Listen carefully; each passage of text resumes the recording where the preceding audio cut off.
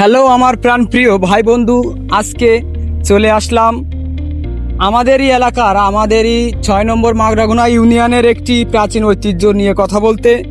তো আমার পিছনে যে বিল্ডিংটি দেখতে পাচ্ছেন, এটা আসলে প্রাচীন যুগের একটি বিল্ডিং, বা এটা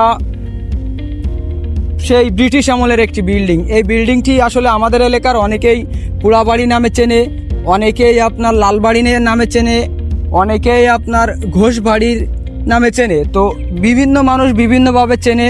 তো আপনি কোন নামে এই বাড়িটি চেনেন অবশ্যই কমেন্ট বক্সে বলে যাবেন। তো এখানে আসলে সেই 71 সালে যুদ্ধের সময় এখানকার যে স্থানীয় বাসিন্দারা ছিল, তো তারা আসলে চলে গেছিল ইন্ডিয়ায়। শোনা কথা যেটা, আসলে এখানকার যে ইতিহাসটা বলবে, তো সেরকম কাউকে আমি খুঁজে পাই নাই।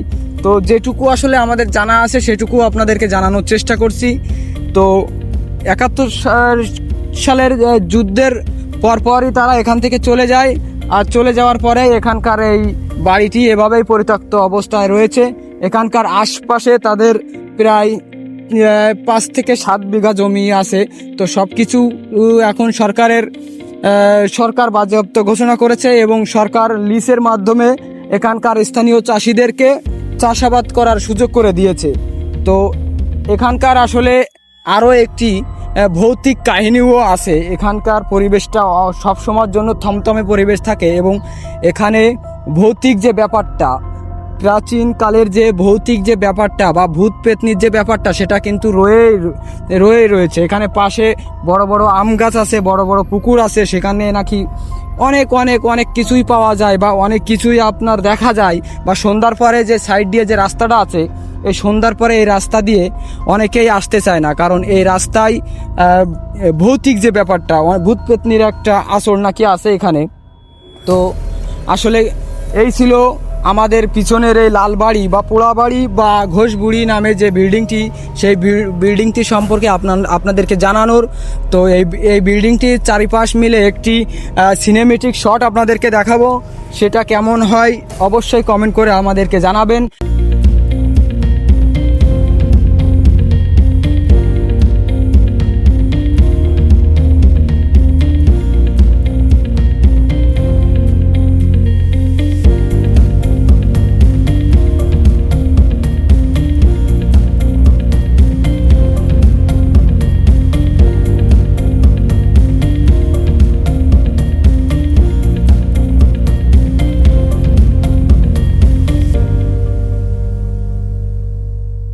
তো বন্ধুরা দেখুন, মানে এই বিল্ডিং এর ভিতরে দেখেন এই যে বটগাছ কিভাবে উঠে গেছে। তো এটা আসলে কিন্তু একটা ভয় পাওয়ার কারণ। তো এই বিল্ডিং এর ভিতরে অনেক রহস্য কিন্তু লুকিয়ে আছে। তো প্রত্যেকটা রহস্যের উদ্ঘাটন করতে আমি আপনাদের মাঝে উপস্থাপন করে থাকি। তো এই বিল্ডিংটার রহস্য, মানে মূলত যে রহস্যটা, সেটা কিন্তু আমি খুঁজে পাই নাই। কিন্তু এখানে একটা ভৌতিক পরিবেশ বা ভৌতিক একটা বিষয় আছে, সেটা কিন্তু আপনারা এইসব পরিবেশগুলোই দেখে বুঝতে পারতেছেন। তো দেখেন এই বিল্ডিংটার ভিতরে অনেক কিছুই আছে। আবার লোকের মুখে শোনা যায় এখানে নাকি সাইডে যে সমস্ত পুকুরগুলো আছে, সেই পুকুরে নাকি স্বর্ণের কলস, স্বর্ণের নৌকা, আমার স্বর্ণের বিভিন্ন ধরনের জিনিস আগে উঠতো।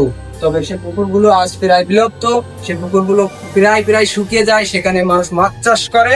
তো এখন আর সেরকম পরিবেশের কোনো কিছুই দেখা যায় না। তো এই ছিল আপনাদেরকে জানানোর।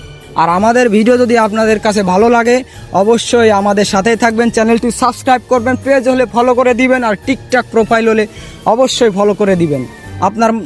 আপনার মূল্যবান মতামতটিও আমাদেরকে জানিয়ে যাবেন। ধন্যবাদ সকলকে। পরবর্তী ভিডিও পর্যন্ত আপনারা সবাই ভালো থাকবেন, সুস্থ থাকবেন, আর আমার জন্য আশীর্বাদ করবেন।